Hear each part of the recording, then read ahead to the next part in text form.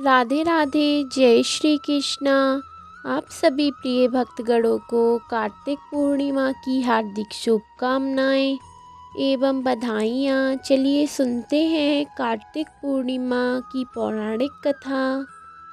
कार्तिक पूर्णिमा को हिंदू धर्म का सबसे पवित्र महीना माना जाता है।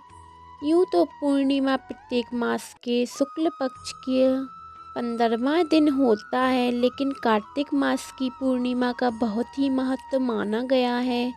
इस दिन हिंदू धर्म में गंगा स्नान की भी परंपरा है। गंगा स्नान करने के पश्चात सूर्य देव को अर्घ्य अवश्य देना चाहिए।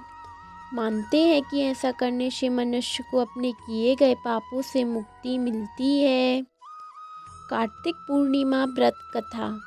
एक पौराणिक कथा के अनुसार तारकासुर नामक एक राक्षस था।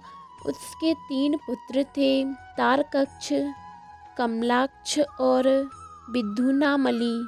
तारकासुर बहुत ही बलवान था।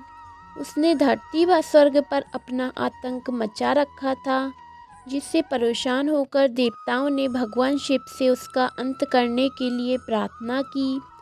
उनकी प्रार्थना सुनकर भगवान शिव ने तारकासुर का वध किया। इससे देवता बड़े प्रसन्न हुए। उनके तीनों पुत्रों को यह सुनकर बड़ा दुख हुआ और उन्होंने इसका बदला लेने के लिए ब्रह्मा जी की घोर तपस्या की। उनकी तपस्या से प्रसन्न होकर ब्रह्मा ने तीनों से वरदान मांगने को कहा। तीनों ने ब्रह्मा जी से अपने अमर होने का वरदान मांगा। ब्रह्मा जी ने अमरता के अलावा कोई दूसरा वरदान मांगने को कहा।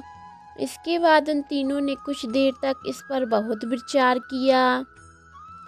फिर ब्रह्मा जी से पूछा, आप 3 अलग अलग नगरों का निर्माण करें, जिसमें सभी बैठकर पूरी पृथ्वी और आकाश में घूम सकें। 1000 साल बाद जब हम मिलें तो हम तीनों एक नगर मिलकर एक हो जाएं। जो देवता तीनों नगरों में एक ही बाण से नष्ट करने की क्षमता रखता हो, वही हमारी मृत्यु का कारण बन सके। उनकी सब नज़र में यह एक असंभव कार्य था। उन्होंने उन्हें वरदान ब्रह्मा जी के निर्देश अनुसार ही उनके लिए 3 नगरों की स्थापना की। तारकक्ष के लिए सोने का, कमला के लिए चांदी का, विद्युन्नामली के लिए लोहे का नगर बनाया गया। तीनों ने मिलकर तीनों लोकों पर अपना अधिकार जमा लिया। इंद्र देवता ने तीनों राक्षसों से बहुत भयभीत हुए भगवान शंकर की शरण में गए। इंद्र की बात सुनकर भगवान शिव ने दानवों का नाश करने के लिए एक दिव्य रथ का निर्माण किया। इस दिव्य रथ का हर एक चीज देवताओं से बनवाई थी। चंद्रमा और सूर्य से पहिए बने।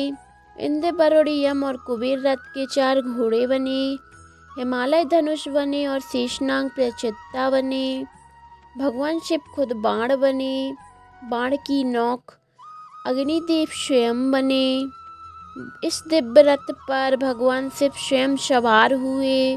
देवताओं से बने इस रथ और तीनों भाइयों के बीच भयंकर युद्ध हुआ। युद्ध करते समय प्रभु लीला में एक ऐसा समय आया जब तीनों रथ एक ही साथ सीथ में आ गए। जैसे ही ये तीनों रथ एक साथ सीथ में आए, उसी समय भगवान शिव अपने बाण छोड़ो और तीनों का नाश कर दिया। इसी बात के बाद भगवान शिव को त्रिपुरारी कहा जाने लगा।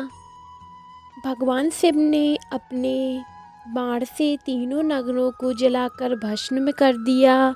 इसमें तीनों असुरों का भी अंत हो गया। जिस दिन तीनों असुरों का वध हुआ था, उस दिन कार्तिक पूर्णिमा थी। तभी से भगवान शिव जी त्रिपुरांतक बन गए। त्रिपुरांतक का अर्थ है तीनों पुरों का अर्थात नगरों का अंत करने वाले भगवान शिव ही हैं।